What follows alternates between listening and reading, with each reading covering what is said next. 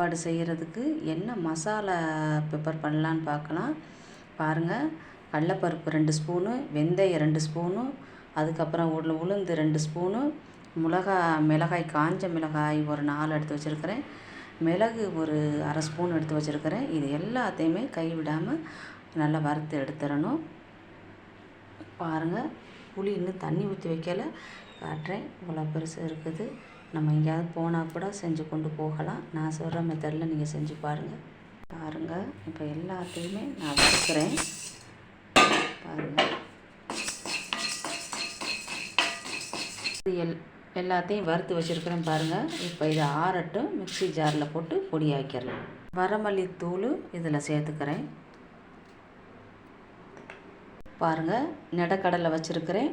தாளிக்கிறதுக்கு கடலைப்பருப்பு, உளுந்தம்பருப்பு, வரமிளகாய், அப்புறம் பார்த்தீங்கன்னா கருவேப்பிலை ஒரு கைப்பிடி அளவு வச்சுருக்கிறேன். இப்போ இதை தாளிக்க போகிறேன். பாருங்கள், சுத்தமான நல்லெண்ணெய் காய வச்சுருக்கிறேங்க. இப்போ அந்த கடலைப்பருப்பை நான் இப்போ போட போகிறேன்.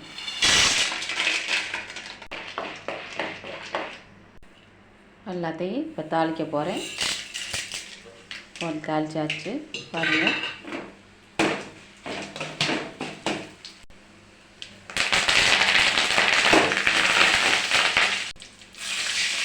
அரைச்சி வச்ச புளியை அதில் ஊற்றுறேன். இப்போ உப்பு சேர்க்குறதுல மஞ்சத்தூள் சேர்க்குறேன். பெருங்காயம் போடுறேன். பாருங்கள், இப்போ இது நல்லா கொதிக்கட்டும். நல்லா எண்ணெய் பிரிஞ்சு வரட்டும். இந்த புளியோடைய தண்ணியெல்லாம் வற்றி எல்லாம் வரட்டும். அதுக்கப்புறம் நிலக்கடலை போடணும். இப்போ அரைச்சி வச்சுருக்கேன் இல்லை புளி பொடி, அது கடைசியில் சாப்பாடு இந்த புளியோட போட்டு சாப்பாடு கிளறையில் தான் அந்த பொடியை போடணுங்க.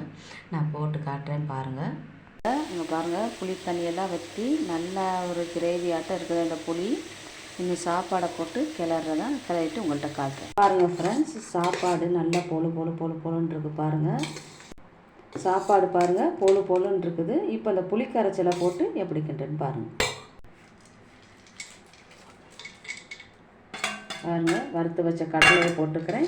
இப்போ கிளறுறேன். பாருங்கள், இந்த பொடியை போடுறேன். இப்போ ஒரு 2 ஸ்பூனு அளவு போடுறேன். இவ்வளோதான்.